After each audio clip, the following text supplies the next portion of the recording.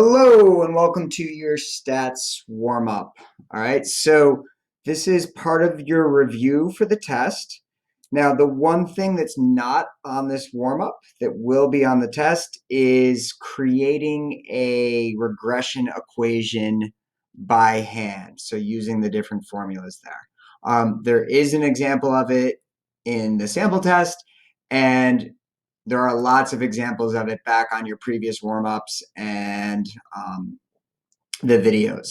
Remember, on the front page of Classroom, there's a link to the stats YouTube playlist, and you can get all of the videos from that site, even the ones that you were in class for. All right, so let's take a look at what we have here. Because elderly people may have difficulty standing to have their heights measured, a study looked at predicting overall height from height to the knee. So trying to predict somebody's total height just by seeing how far it is from the ground to their knee. Here are the data in centimeters for 5 elderly men. What variable is the explanatory? Which is the response in this situation? All right, so in this situation, we're trying to use knee height to figure out their total height. So our explanatory would be their knee height, and the response would be their just height. All right, you could also think of this as like total height. All right. 2, construct a scatter plot using your calculator and draw a rough sketch below. Describe the form, direction, and strength of the relationship that you see. All right, so again, I have my data in L1 and L2 that I got to from stat edit. I go to second y equals, I make sure the stat plot is on, and then depending on what you've been doing, you do need to make sure that you're using the right lists. So I want L1 and L2. I'm going to go to zoom. Whoops, I always do that in this menu and it causes me problems.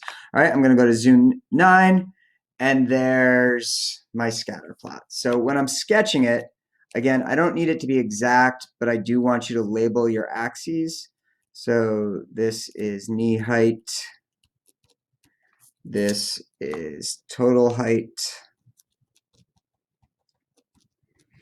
And then my sketch can just be something like this. Okay. Now, when it says describe the form, all right, form is referring to, is it curved? Is it exponential? Is it linear? What is the form of the relationship? So in this case, it would be linear, right? Direction is referring to either a positive or negative association. And in this case, since we're going up and to the right, that would be positive. And then when we talk about the strength of the relationship, generally we could look at the correlation, but if we're just giving sort of a visual description, we're saying things, just a verbal description, we're saying things like, oh, it's strong, it's weak, it's moderate. In this case, there's a pretty clear pattern, so we could say the strength is, fairly strong. Again, it's more exact just to report the correlation, and we'll report the correlation later when we do the actual regression. But if you're just verbally describing it, you're using words like strong, weak, moderate, somewhere in that vicinity. All right, 3 says, write the equation for the least squares regression line for the data in the space below. Why is it called the least squares regression line? Okay, so again, to get that, I go to stat calc, and then whether you use choice 4 or choice 8 does not matter. One is just putting it in the algebra format, one is putting it in the stats format. All right, again, make sure that you have the right list there. So L1, L2. Oops. All right, so there's my correlation, so 0.87. So if I want to add that right here now, I can do that. But that corresponds with what I said. It's fairly strong. All right, it's not perfectly linear, but it's fairly strong. It's close to 1. As far as the regression equation goes, I'm fine with you writing it either with the y's and the x's or with the actual variables being used. So you could either write it as predicted height equals, and then again, because I use the stats choice, the first number is my y-intercept. So I'm going to say 43.9 plus, we'll say 2.4. And then the x is what we're calling knee height. All right. And the advantage here is it just kind of lets people know exactly what you're dealing with. But I'm also fine with you just writing y hat equals 43.9 plus 2.4x. Either one is fine by me. Okay. As far as why it's called the least squares regression line, is the equation is minimizing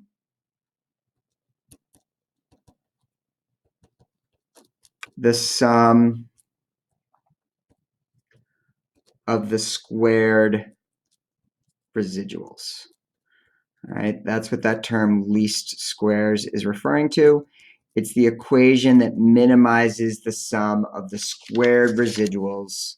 And again, residuals are the difference between the actual observations and the values predicted by your equation. 4, suppose a sixth elderly man with a knee height of 57 centimeters and a height of 150 centimeters is added.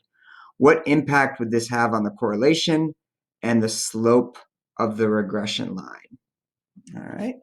So what we can do is we can go to our calculator and we can put that in. All right. So 57 and 150. All right. So if we take another look at our graph now, all right, we're going to see that that added a point down here. All right. Our original 5 points were these right here. And now we've added a point that goes against the pattern. All right. So here's our pattern. It's going up and to the right. Here we have a point on the right that's pretty low. All right. This is a point that we'd expect to be over here, not to be way over here on the right. So what impact would it have on the correlation? The correlation would weaken, which means get further away from 1, because the point goes against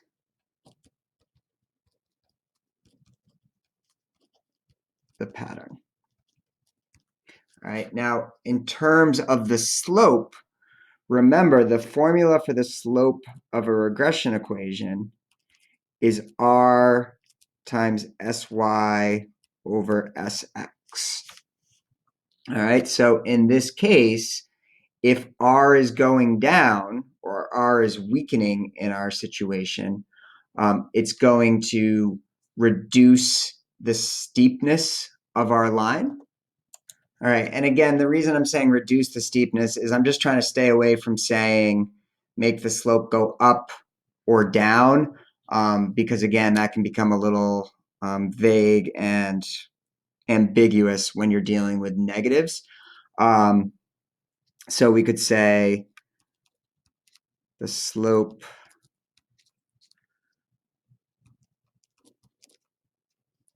would become less steep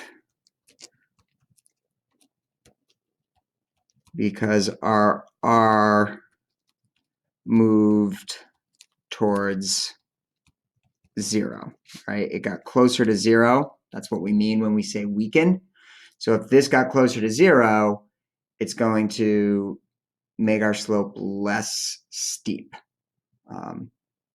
So, I mean, it's kind of just put some easy numbers on it. Pretend this fraction was 10.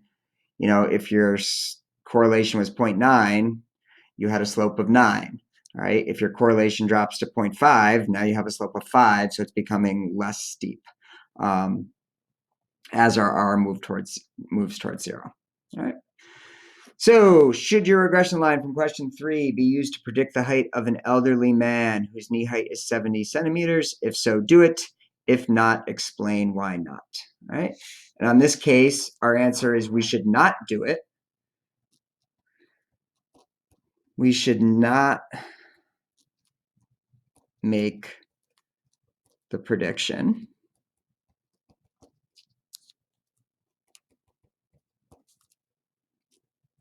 because it's because, let's write it this way, because 70 centimeters is outside our data range, right? We don't have data going up to 70 centimeters. Our data maxes out at 57.7 centimeters. So 70 centimeters would be way outside of the range of our data. And doing so, all right, making a prediction would be extrapolation,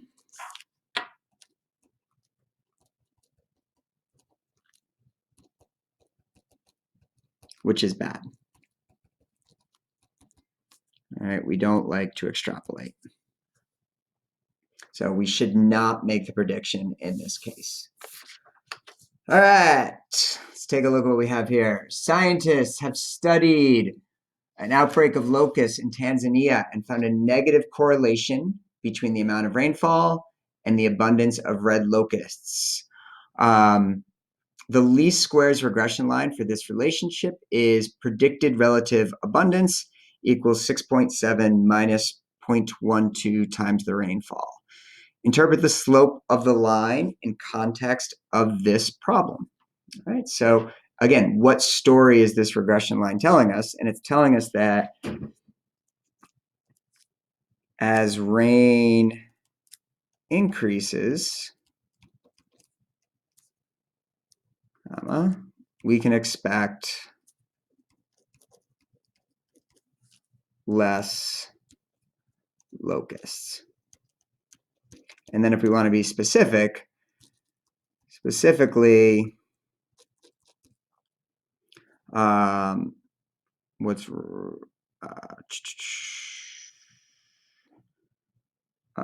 each extra inch of rain, there it is, in inches, all right? Specifically, each extra inch of rain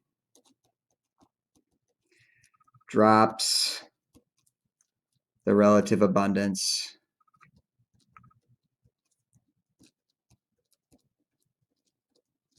by 0.12. All right.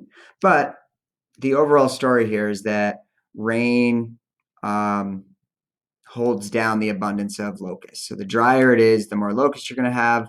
The wetter it is, the less locusts you're going to have. All right, the correlation between the variables is negative 0.75. If the amount of rainfall were measured in centimeters rather than inches, how would the correlation change? All right. All right. The answer here is the correlation would not change.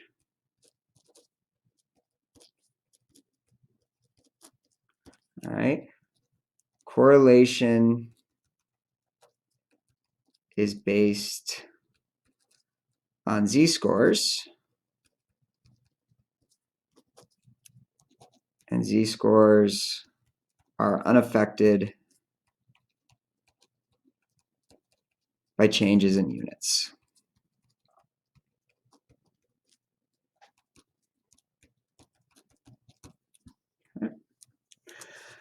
What would the residual associated with an observation where there were 25 inches of rain and the relative abundance was determined to be 4.4? All right, so again, with this, it's just making sure that you remember that residual equals actual minus predicted.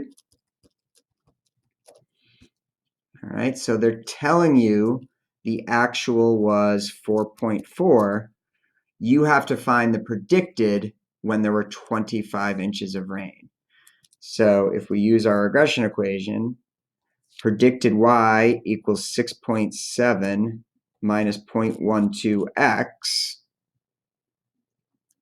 All right, so predicted y equals 6.7 minus 0.12 times 25.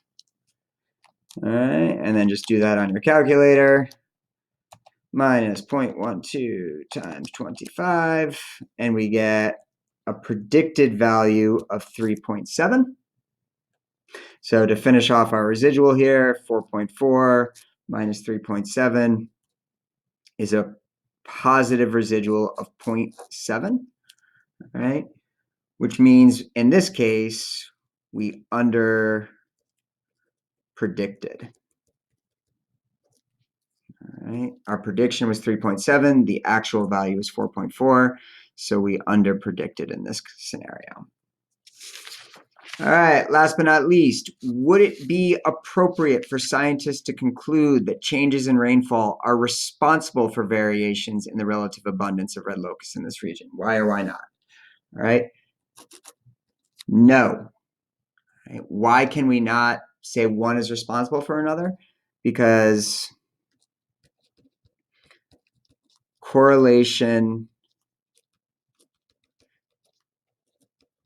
does not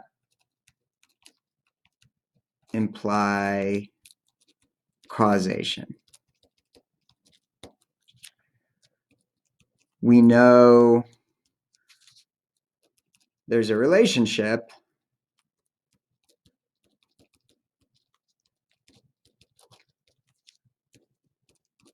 but we don't know